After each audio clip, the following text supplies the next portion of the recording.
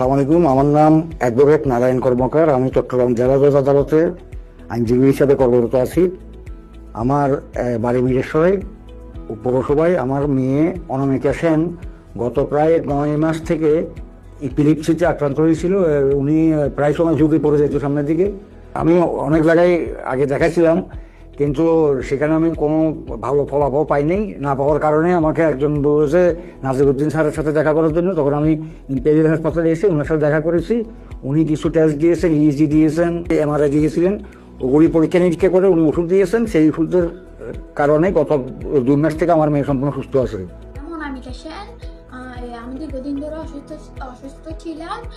এখন আমি পুরোপুরি সুস্থ। নাজিম স্যারের চিকিৎসায় আমার জন্য সবাই দোয়া আর আশীর্বাদ করবে।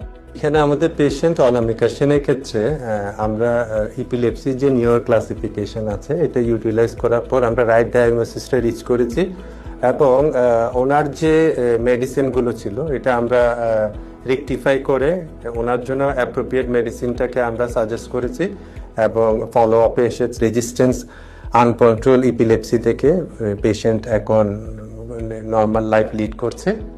সো আপনাদের সবার প্রতি আমাদের সাজেশনস থাকবে, আপনারা রিজিওনাল কম্প্রিহেন্সিভ ইপিলেপসি সেন্টার হিসেবে অ্যাপোলো ইম্পেরিয়ালের উপর ট্রাস্ট রাখবেন।